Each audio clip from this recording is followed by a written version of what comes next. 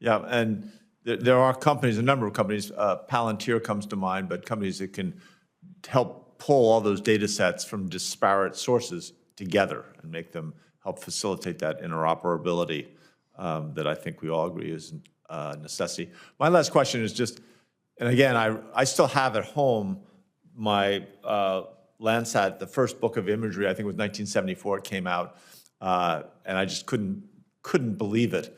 And I was, as I went and got my master's in Earth and Environmental Science, it became kind of my handbook in a funny way of how we could think about the Earth. Back then, we didn't call it climate change, we called it the greenhouse effect. But everyone knew it, and many of those early predictions back from the 1970s and 1980s and even the 1990s are being borne out in a frighteningly accurate way. I just thought we could run down and let each of you just say a minute about the ability, and if you have a suggestion, I'm always looking for action items, but the ability to see methane is something that's a hot topic right now.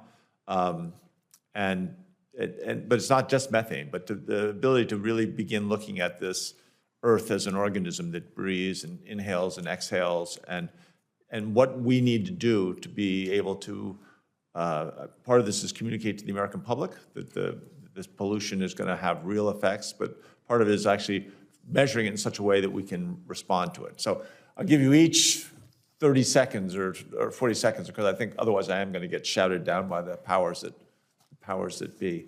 Anyway, let's start with, I guess we'll start with Dr. Voles, now that we have you back, and then we'll go to Dr. Calvin down the line. Be concise. Thank you. In my 30 seconds, I would say it is really the integration of all of these. To understand how the Earth is breathing, you need to look at it in a multispectral, multi-factors way. And that's bringing the data together and having them interoperable. And we're doing that in moving all of our data systems, those records and the current observations, into a cloud-based format, so that we can bring these observations together, public and private, high resolution and low resolution, global, so that we can have that holistic understanding of the Earth. And that allows us to do that forecast modeling and to explain the environmental systems better. Thank you. Great. Dr. Calvin? Yeah, so we're also working towards bringing together multiple observations. So different satellites and instruments, they have different spatial resolution, different revisit rates, different gases that they can observe. And so bringing all that together and then continuing to innovate. So EMIT is an instrument installed on the International Space Station. Its primary science is around mineral dust, but the science team realized they could observe methane with it. And so they're now using it for that as well. And so thinking about how can we be innovative about how we measure and monitor. Several times we've spoken about cloud-based activities, and Maxar moved approximately 120 petabytes of data fully into the Amazon cloud, so it's completely accessible and searchable, and algorithms can run over those entire data sets, which are a 20-year record of the planet.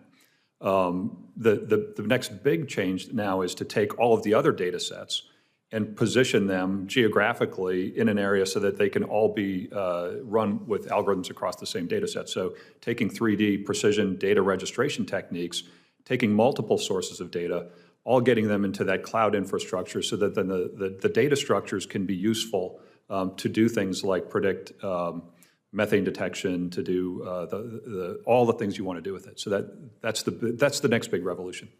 Great.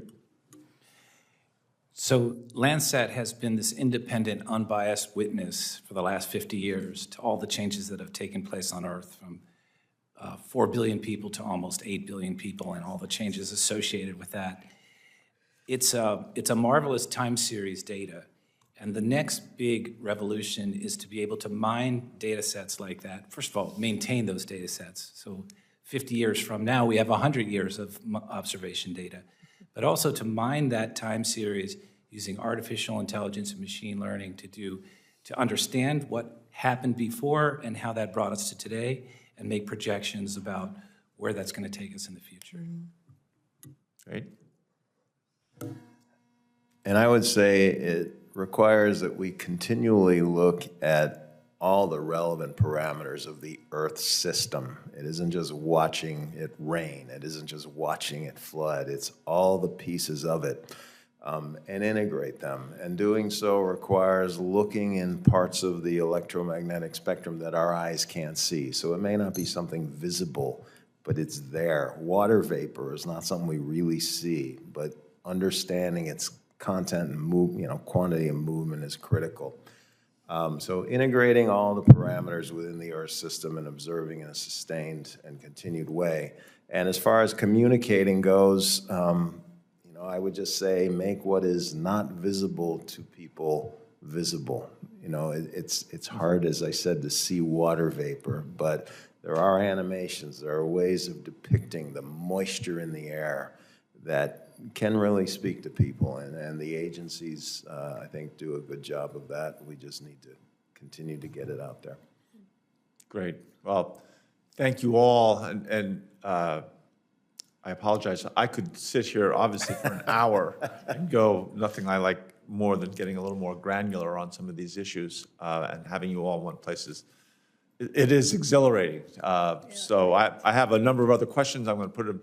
You'll get them. Well, they'll get collected into the record. Thank you all for making the effort to come here, and Dr. Voles as well. I think that we are, and I feel this, that we are on the edge of actually getting to the ways that we can demonstrate what the reality is and what the rate of change is, which is what looking at these long-term data sets is so powerful. We can see changes in the rate of change. I think we can get to the point where we can mobilize not just our country, but the world, and really address some of these issues much more successfully than we have in the last few decades. So thank you for all your public service, private service and public service, and I look forward to working with you all together. Senators who wish to submit questions for the record, questions will be due December 15th, and look forward to seeing you all each again sooner than later.